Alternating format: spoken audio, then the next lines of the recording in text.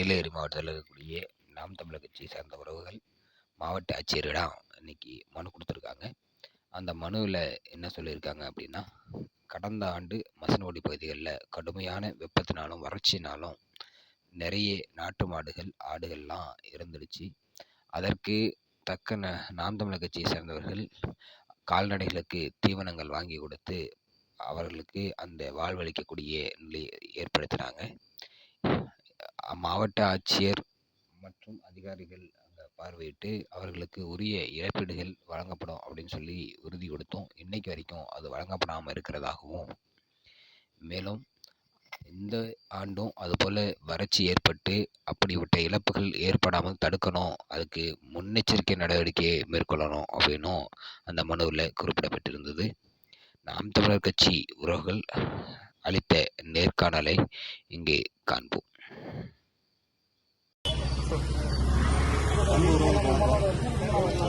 இன்றைய தினம் நம்ம ஆட்சியர் அலுவலகத்தில் மனு கொடுக்க வந்திருக்கோம்.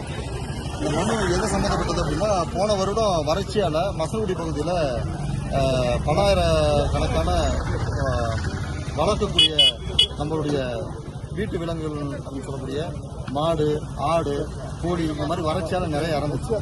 அப்போது இதை கேள்விப்பட்டதுமே நாம் தமிழர் கட்சி உடனடியாக அந்த விவசாய பெருங்குடி மக்களுக்கு உதவி செய்யும் நோக்கத்தோட அந்த மாடுகளுக்கு கோழி தீவனம், ஆட்டு தீவனம், மாட்டு தீவனம் இதெல்லாம் கொடுத்தோம். பில்லு கட்டு இதெல்லாம் கொண்டு கொடுத்தோம். நம்ம கொடுத்த பின்னாடி தான் இங்கே உள்ள அரசு இயந்திரங்கள்லாம் செயல்பட ஆரம்பிக்குது. அதுக்கு பின்னாடி தான் அவங்க அந்த இடத்துல ஆய்வு செஞ்சு உடனே அந்த தீவனங்கள் கொடுக்குறோம், நம்மளும் கொடுக்குறோம் அப்படின்னு சொல்லி ஒரு கண்துடைப்புக்காக கொடுத்தாங்க. கொடுத்த பின்னாடியே அவங்க மக்களுக்கு ஒரு வாக்குறுதியை கொடுத்தாங்க. என்ன வாக்குறுதி அப்படின்னா, இறந்த மாடுகளுக்கு ஒரு இழப்பீடு தொகை தருவதாக சொல்லியிருந்தாங்க. நாங்கள் இப்போது சமீபத்தில் போய் அந்த கலாய்வு செய்யும்பொழுது அப்படி ஒரு இழப்பீட்டு தொகை ஆவி நிறுவனம் தரலை அப்படின்னு மக்கள் சொல்கிறாங்க. அப்போது இந்த அரசு யாருக்கானதாக இருக்கின்ற ஒரு கேள்வி எழுது. அது மட்டும் இல்லாமல் இந்த வேலைகளை செய்யக்கூடியது யாருன்னு பார்த்தீங்க அப்படின்னா என்ஜிஓஸ். அப்போ அந்த என்ஜிஓஸ் அந்த தன்னார்வ தொண்டு நிறுவனங்கள் செஞ்சிருக்கணும். இதனுடைய தலைவர் ஆட்சியர். அப்படின்றப்போ ஆட்சியருடைய பேரை போட்டுக்கிட்டு அப்போ இவங்க என்ன வேலை செய்கிறாங்க அப்படின்றது ஒரு கேள்விக்குரிய இருந்தது. அப்போ மக்களுக்கு உண்டான வேலையை செய்யாமல் இந்த என்ஜிஓஸ் இருக்காங்க அப்படின்னா இந்த என்ஜிஓஸ் தேவையில்லை தானே. இங்கே அந்த என்ஜிஓஸ் எல்லாத்துடைய அனுமதியும் ரத்து செய்யுங்க தான் நம்ம கேட்குறோம். அப்போ ஏன் சும்மா வச்சுட்டு அவங்களுக்கு பார்த்தீங்கன்னா ஃபண்டு வெளியிருந்து நிறைய வருது, அந்த ஃபண்டை அவங்க எப்படி பயன்படுத்துகிறாங்க அப்படின்ற ஒரு கேள்விக்கு என்ன பதில் இருக்குது. அது மட்டும் இல்லாமல் நம்ம சொன்ன பின்னாடி தான் சொல்கிறாங்க, நாங்கள் ப்ரொப்போசல் அனுப்பியிருக்கோம். நாங்கள் மனு கொடுக்கும்போது என்ன சொல்கிறோம், நாங்கள் ப்ரொப்போசல் அனுப்பியிருக்கோம், உடனே செஞ்சுருவோன்றாங்க. இது எந்த அளவுக்கு உண்மைத்தன்மையாக இருக்குன்னு தெரியல. இந்த ப்ரொப்போசல் அப்படின்றது இதுவும் ஒரு கண்துடைப்பாக இருக்கும்போது எங்களுக்கு ஒரு ஐயம் ஏற்படுது. இப்போது நாங்கள் வந்த பின்னாடி தான் இதை சொல்கிறாங்களே, அப்போ இதுக்கு முன்னாடியே செஞ்சுருக்கலாமே. வறட்சி அப்படின்றது இந்த ஒரு மாத காலமாகவே இருக்கு. ஒரு மாத காலமாக மழை இல்லை அப்படின்னா வறட்சி ஏற்பட்டுருச்சு. அவங்களே சொல்றாங்க, பல செய்தி இதில் சேனல்லாம் வருது. என்னன்னா, வனவிலங்குகள் இறந்துருச்சு, வறட்சியால வனவிலங்குகள் இறந்துருக்கு அப்படின்னு சொல்லி செய்தி வருது. அப்போ அந்த செய்தி வரும்போதே இவங்க முன்னெச்சரிக்கை நடவடிக்கையை எடுக்கணும் இல்லையா. எப்போதுமே பார்த்தீங்கன்னா இறந்த பின்னாடி போய் அழுகிறதுனால என்ன பயன் இருக்கு. அப்போ அந்த வனவிலங்குகளாக இருக்கட்டும், இல்லை வளர்க்கக்கூடிய நம்மளுடைய வீட்டு பிராணிகளாக இருக்கட்டும், இதெல்லாம் முன்னாடியே இறக்கிறதுக்கு முன்னாடியே இந்த வேலைகளை செஞ்சிருக்கணும் அரசு. இதை செய்ய தவறிடுச்சு. மறுபடியும் காலதாமதம் செய்யக்கூடாது அப்படின்ட்டு தான் நாம் தமிழர் கட்சி வலியுறுத்தி இன்றைக்கு மனு கொடுத்திருக்கு. நன்றி. தமிழ்நாட்டினுடைய பல்வேறு பகுதிகளிலும் வட இந்தியர்கள் பணி நிமித்தமாக சேர்றாங்க. அப்படி வரக்கூடியவர்களுக்கு இன்னர் லைன் பர்மிட் என்ற உள்ள அனுமதி சீட்டை வழங்கணும் அப்படின்னு சொல்லி நாம் தமிழர் கட்சி ரொம்ப காலமாக வலியுறுத்திட்டு வருது. அது மட்டும் இல்லாமல் நாம் தமிழர் கட்சியினுடைய தலைமை ஒருங்கிணைப்பாளர் சீமான் அவர்கள் சொல்லும்போது, இன்னும் 10 ஆண்டுகளில் வட இந்தியர்கள் நம்மளை அடித்து விரட்டுவார்கள் அப்படின்னு சொல்லி 2010 அவர் தெரிவிச்சிருக்காரு.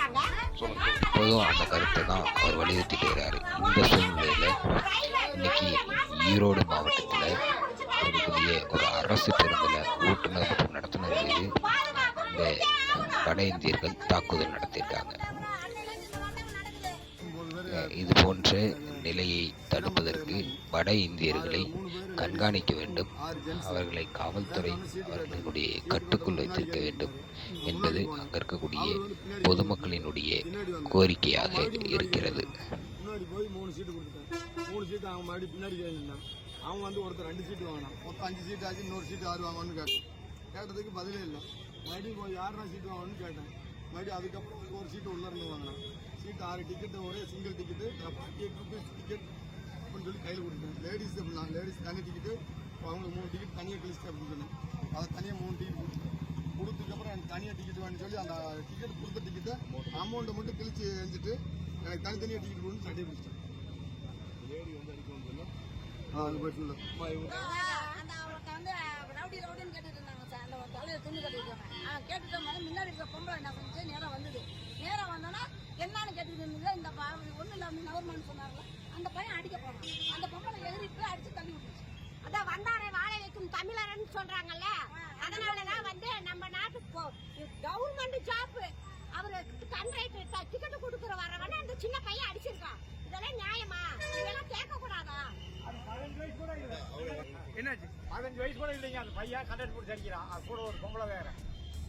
2 பேரும் சேர்ந்து அம்மாவா வச்சிருக்காரு. பொதுமக்களுக்கு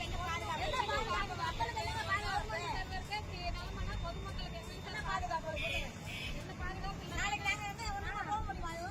எப்ப அந்த கம்பெனில அவங்களுக்கு வேலை கொடுத்தாங்களோ அன்னையில இருந்து இந்த மாதிரி தான் நடக்குது. சொன்னேன் இப்போ. அதுதான் அப்புறம் என்ன, அந்த கம்பெனிக்காரங்க எப்ப அந்த அவங்களுக்கு எல்லாம் வேலை கொடுத்தாங்களோ அதுல இருந்து இது வரைக்கும் நம்ம மக்களுக்கு மரியாதை கிடையாதுங்க. ஆமா, கட்டட வேலை எல்லா வேலையும் அவங்க தான் செய்வாங்க. நம்ம ஆளுங்களுக்கு எந்த வேலையும் கொடுக்க மாட்டேங்கிறாங்க. வீட்டுக்காரனுங்க குடிச்சிட்டு கல்யாணம் பண்ற வேலை தான். பொம்பளைங்களுக்கு பாதுகாப்பே கிடையாது, பெண்களுக்கு மட்டும். அவங்க நம்ம மக்களுக்கு இல்லைங்க. இப்ப அளவுக்கு வந்துட்டானுங்க. இன்னும் என்னென்ன பண்ணுவானுங்களோ தெரியல. மத்திய கல்வி அமைச்சர் மும்மொழி கொள்கையை ஏற்படுத்தினால் மட்டும், தேசிய கல்விக் கொள்கையை ஏற்றுக்கொண்டால் மட்டுமே தமிழகத்திற்கு கல்வி நிதி வழங்கப்படும் என்று தெரிவித்தவுடன் திராவிட முன்னேற்றக் கழகத்தைச் சார்ந்தவர்கள் கடும் எதிர்ப்பை தெரிவித்து வருகிறார்கள். ஆனால் கடந்த ஆண்டு 2024 மார்ச் 15ஆம் தேதி புதிய கல்விக் கொள்கையை ஏற்றுக்கொள்வதற்காக இவர்கள் கையொப்பமிட்டிருக்கிறார்கள். அதற்கான ஆணை, அந்த படிவம் இங்கு காட்சியளிக்கப்படுகிறது.